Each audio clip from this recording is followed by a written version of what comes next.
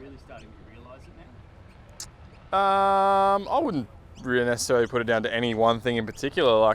Just gaining experience, I guess, over the time playing together. Obviously, played together in the Queensland Open Pro-Am. A lot of experience from that. So,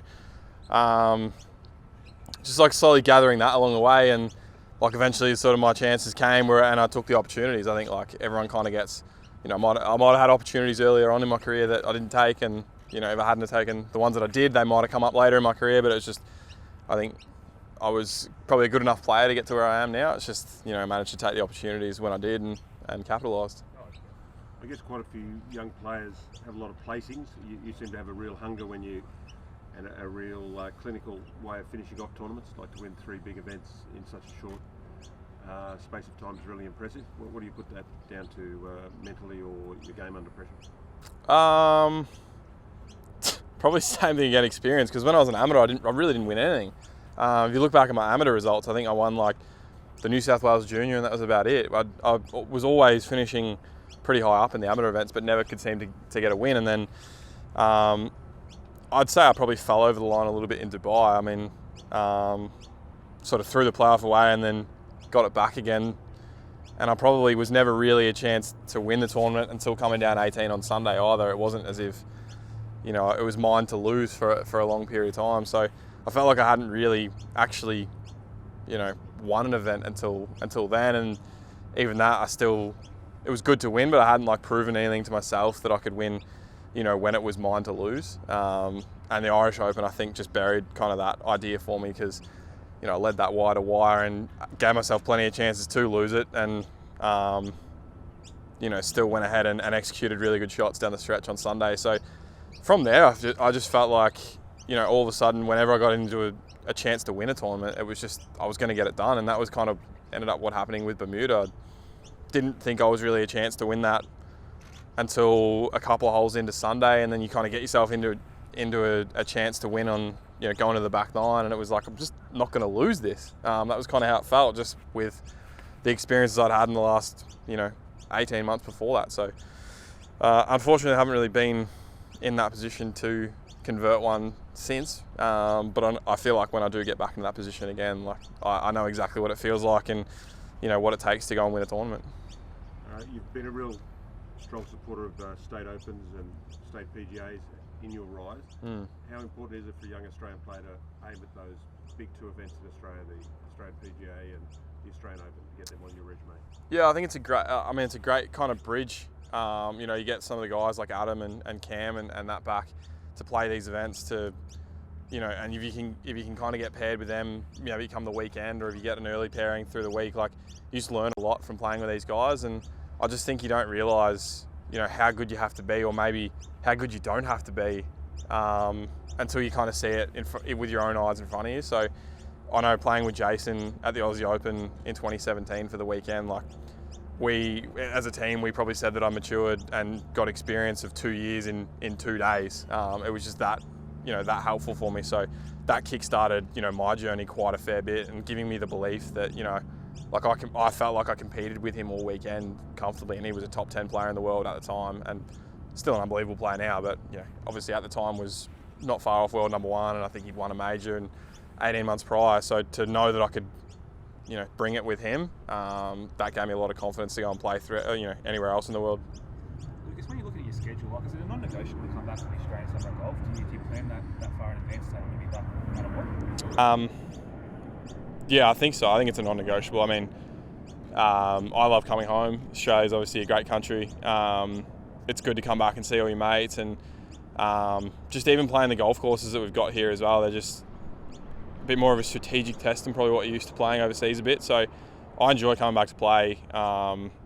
Enjoy coming back to see my family and friends. So it's where possible, I will try and come back and play, I think. And it's just, the Aussie public doesn't get to see much of us either. We just, a bit of an enigma that pops up on the TV on a Sunday night or a Monday morning on KO or whatever program is here now that we pop up on. So it's good to get back and actually, see all the fans here in flesh. Can I ask you quickly about the President's Cup? Obviously, that was a goal to try and make that team from a long way out. You were so close to making it. How have you reflected on that now? Was it disappointing initially straight away, or did you just move on with it and get on with things? Yeah, I was really pissed off I didn't make that team. I thought I had a lot to offer, and I felt like my form was decent leading up to it. I didn't think I was out of form, so I was pretty disappointed when I got the call to say that I wasn't in the team. It was always going to be hard because that US team was so strong. So, the boys did really well to, to make it the contest they did, because, a week out, everyone, the way the press was, they were talking about it being a bit of a whitewash. So, it was good to see it be a contest, and I think I'd like to think that I'll play one of these eventually. But yeah, it was pretty disappointing to miss out on that one. Was that tough to watch when you saw the couple of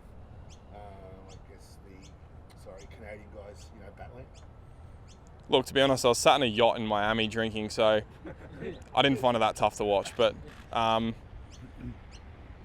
yeah, like, I don't know, they went a lot off the stats and a lot off the numbers, and those guys suited that golf course the best. So, like, you can't, obviously a couple of them didn't play the way they would have liked that week, and you can't really select a side 2 or 3 weeks out, or I can't remember how long it was out, but you can't select a side 3 weeks out from the tournament knowing that they're going to play well. So it just didn't go the way that Trevor would have liked for them to go. And it's easy to sit here now and say that I could have offered more than what those guys did, but they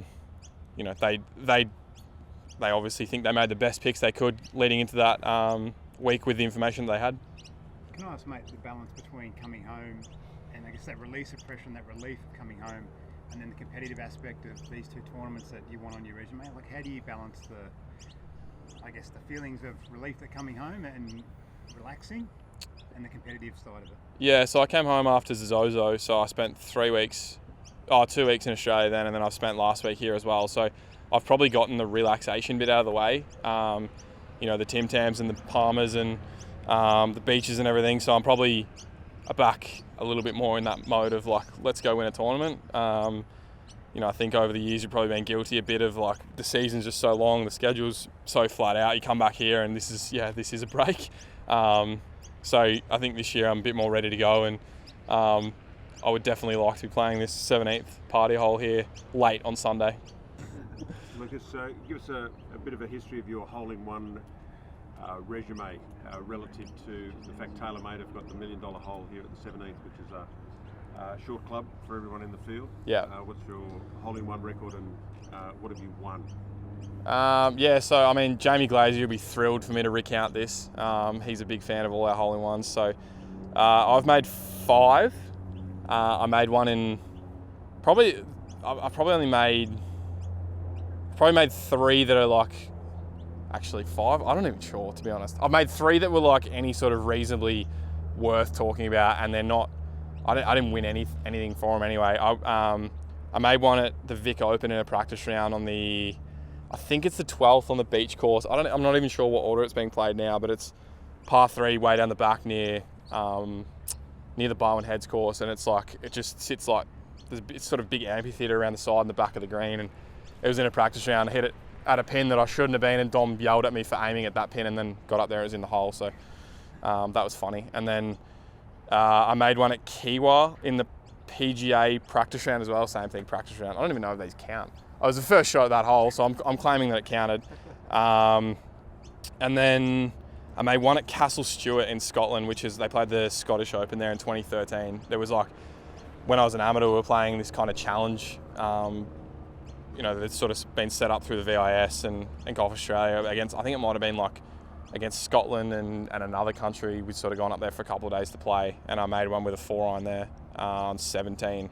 Other than that, most of them just been sort of in practice around home and that kind of thing. But obviously, Jamie's here this week. Jamie hasn't made a hole-in-one. He's played golf for 30 years. Well, he says he's a single figure golfer, but I've seen a lot of shots that would say otherwise. And he's never made one, so I know he'd be thrilled for me to make one here on 17, right in front of him, because I know that I'd be looking for him in the crowd to go and point out to him that, what do we win, $1 million? Or someone wins $1 million. So there's a $1 million hole-in-one. Don't know what that means, but I'll be pointing that out to him as soon as I do make one, if it happens. Can I ask, mate, just finally some world ranking points, top 50 in the world, you're only just outside. Is that any kind of a motivator these next 2 weeks? Yeah, absolutely. I'm not really even sure what the field, what the points will be worth this week. I'm not sure. I haven't really looked at the field enough to know what it'll be worth, but I know if I win, I'll probably move up in the world rankings. So that's definitely the focus. Obviously, top 50 at the end of the year will get Augusta, so I'd love to get inside that and go back there again. I feel like my game's trending in the right direction at the moment. So whether it's at Christmas or one of the next cut-offs to the world rankings, I will be playing at Augusta in April. I'd like to think that. Obviously, I can't control everything, but I do feel like there's not as much pressure as probably what it looks like. So, yeah, it's always a motivator to get higher in the world rankings. I mean, it's an interesting one with all the live stuff going on at the moment, whether the world rankings still hold the same value as they did 18 months ago. But for now, I have to, it's what I can focus on, and the higher I can be ranked in that, the better I feel like it is. What are the plans next year with the two tours? PGA Tour and DP World Tour? Yeah. I want to play a combination of both. My winners category runs out at the end of next year on the European Tour, the DP World Tour. So I would like to extend that and keep playing. I enjoy playing both tours. I enjoy being able to pick and choose playing. Whether the start of next year, I've got the luxury right now of I can play some events on the West Coast and on the PGA Tour, or I can go and play in Europe and play some events over there. And I like the luxury of being able to do that. Obviously, there's some cool events on the DP World Tour, and some ones that are pretty special to me with the Irish Open and Dubai. So I'd like to be able to not have to worry about getting invites for those events and just going and playing them. And the DP World Tour were great to me when I first came out. They gave me a bunch of invites, so I would like to support them as much as possible as well. But obviously the PGA Tour is pretty brutal. The guys out there are playing 30 events a year, so you feel like if you're only going to play maybe 18 to 20 on the PGA Tour, you're giving up a fair head start. So it's a challenge to play both tours, but right now I'm 26 years old. I think I'm in the best shape of my life, and got the best opportunity to be able to make both tours work. I'd like to try and do that whilst I can. Okay, guys. Thanks, Lucas. Thanks, Lucas. Cheers, crew.